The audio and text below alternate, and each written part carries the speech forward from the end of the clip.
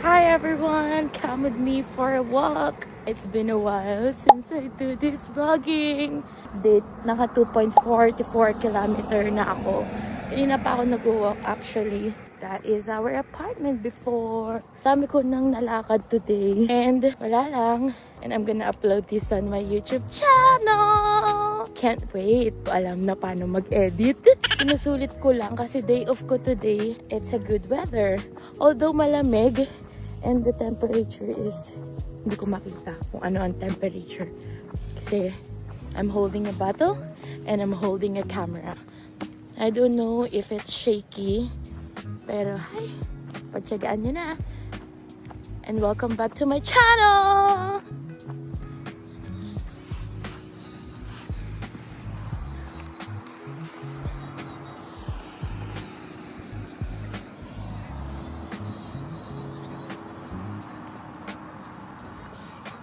Sobrang natagalan bago ako mag-ganto. Pero gusto ko naman talaga ang pag-vlogging. Pero minsan kasi, alam mo yun, pag pinabalikan ko yung mga videos ko before, grabe nakikringe ako. Nakikringe ako sa boses ko, sa the way ako mag-voice over. Like, the F! Nun ba ako ka ano? Kasi OA nga talaga ako. As in, OA. Chill morning lang. Hindi ko inisip mag-run today. Kasi alam kong mapapagod ako pag nag-run ako. So I decided mag-walk na lang. Ang ingay, no? Oo, maingay. So habang nag-walk ako, na-realize ko na sana, no? Sa Philippines, may ganito rin kagandang lugar. Like kung hindi lang mga corrupt yung mga tao, afford natin maging ganito yung Pilipinas. Siyempre yung pagkuha ng basura, ang bongga, ang payapa, ang ganda, ang bango, ang sarap maglakad. Sobrang saya ko lang today kasi after 9 days, nakapag-day off na ako. And ang pasok ko palagi is 4 AM for 3 weeks na yata akong ganito. And masaya naman. Oh my gosh, guys, maingay kasi napunta ako sa highway. So, may araw din. Alam nyo, karamihan sa lahat, ang favorite season nila is autumn.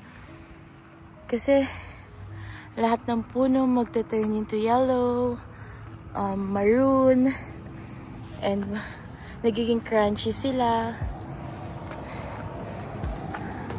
Yeah, farewell. Mas gusto ko pa rin talaga ang winter. Like, gusto kong nagsusnow, gusto kong mahawak ng snow. Pero alam nyo, sa paglalakad ko, naliligaw na ata ako. Feeling ko ito yung cemetery ng Williams Lake. Kasi, meron ako nakikita mga flowers. So, nag-stop lang ako kasi, girl, puro paangat yung naakyatan ko.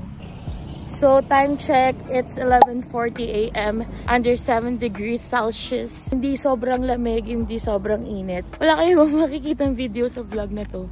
Me talking nonsense about my life today. Guys, tingnan nyo to. Ang cute. Diba? Sobrang cute. Tingnan nyo, oh. Dito pala nakaparada yung mga bus, school bus. Ang ginagamit ng mga bata. And kapag yung stop, automatic magsistop sila.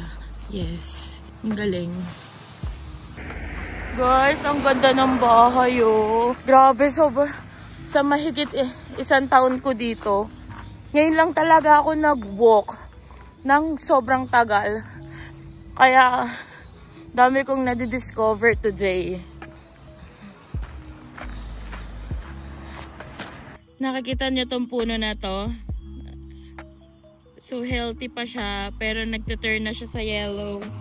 And soon, magiging ganito na sila. Wow. Yes. Ang kaka-amaze yung mga puno dito, no? Ganyan yung buhay nila. Malalagas, mabubuhay. Still, nakatayo pa rin sila dyan. Mukha lang silang deads, pero ayan sila. Kuna. Whee!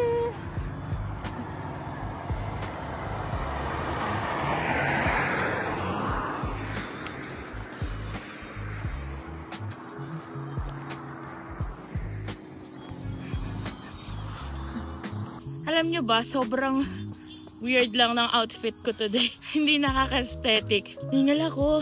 Kakagising ko lang. After kong kumain, napagtanto ko na parang ang sarap mag-walk today. Bigla ang lan akong nagsuot-suot ng kung anong-ano. And ito, di ko alam kung nakikita nyo. Sobrang hingal ko na. At hindi ko na alam kung nasan ako. Ewan ko, bahala na kung saan ako dali ng paa ko. Sana pala kanina ko pa sinet ng ganito yung camera, no? Ganda siya. So, kamusta na nga ba ako? Okay lang. Masaya. Malungkot. Nakakatakot. Unahin at isa. Malungkot kasi isang taon ko nang di nakikita si Tubes. Pero tuloy-tuloy naman yung pag-uusap namin.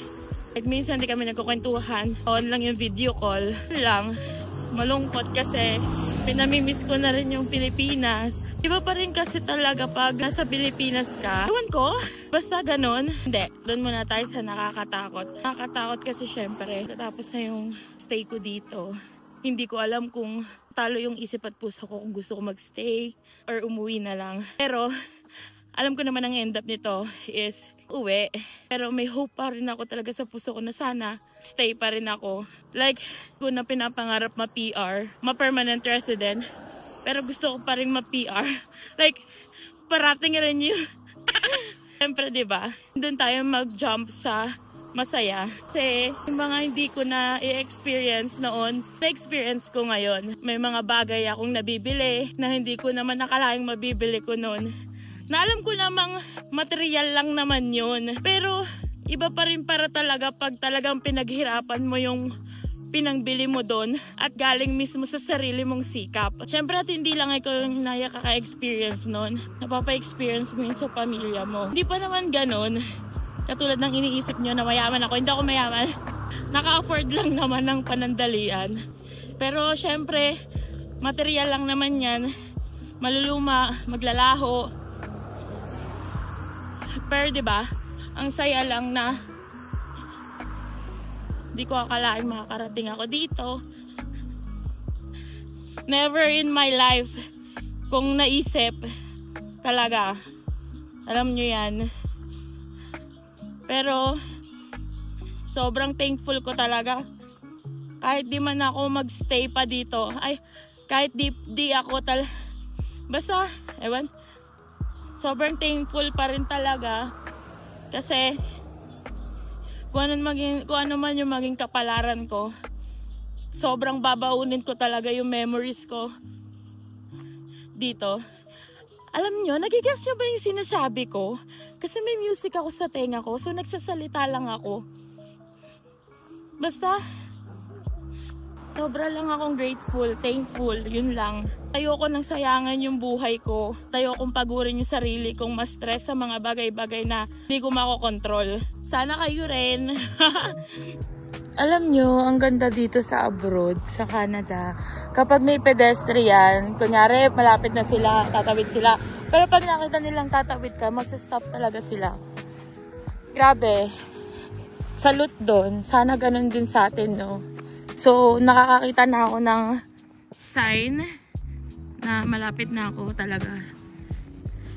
Nakaka 6.53 kilometer na ako. Ko ba alam ko ba't ko naisipan maglakad ngayon?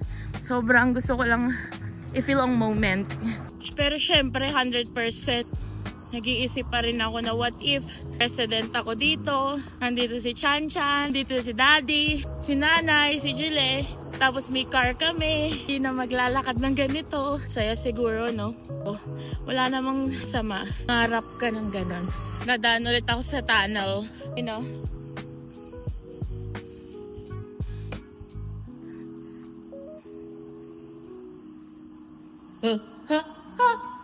Diba? Ang cloudy lang kasi yung mga homeless siguro dito nagsistay.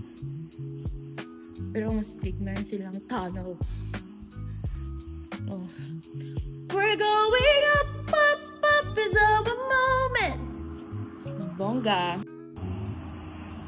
And then, nandito na tayo sa kabilang daan. Pahinga muna tayo. Grabe, naka 6.95 kilometer ako today. Let's call it a successful walk. So, tuloy mo na walk today. Kasi nakita ko, kaya ewan. Wala lang po. Gusto ko lang ma-protect sa lamig. Kasi kapalito lang ako. Yeah. Ano sa'yo? Maybe red onion as well. That's it. Small. What do you have? Orange. Fresh orange. Wee!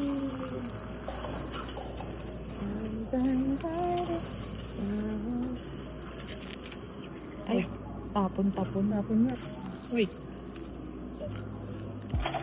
Nakita ko ni Ate Shine. Ay, hindi, tumawag pala siya. Tapos sabi niya, nasaan ako? Exacto. Nag-iisip ako kanina sana, may pagpasakay sa akin kasi napapagod na ako. Sakto tumawag si ate. So, ngayon, nagutom daw siya kasi lunch break niya. Subway. Ako, sabi ko, doon sa note, Madam, please, last hooray before winter. Ay, kasi 2 days lang yun. 2 days nga lang. So that's it for today. Thank you guys for watching. Hope nag-enjoy kayo dito sa aking welcome back vlog. So congratulations sa akin. Naka 7.3 kilometers ako. Naka 7.3 kilometers ako. I'm so proud of myself. Wow. Tapos nakita ko ni Ate Shine kasi tumawag siya sa akin. Kasi naalala niya day off ko daw ngayon. Nag-office siya ngayon. Sabi ko, ate, nandito ako. Naglalakad sa daan. So, halika, sunduin kita. Kain daw siya ng lunch. So, since busog pa naman ako, hindi ako kumain. Yun nga lang, nag-sugar ako. Orange juice na soda. So, yun lang guys. Thank you for watching. Sana masundan pa tong vlog na to, no? And sana may iba akong activity na gawin sa vlog. Hindi lang puro mukha ko yung nakikita nyo. Kasi alam ko naman na bored kayo. Love you guys! Don't forget to like, share, and subscribe to my channel. Mwah!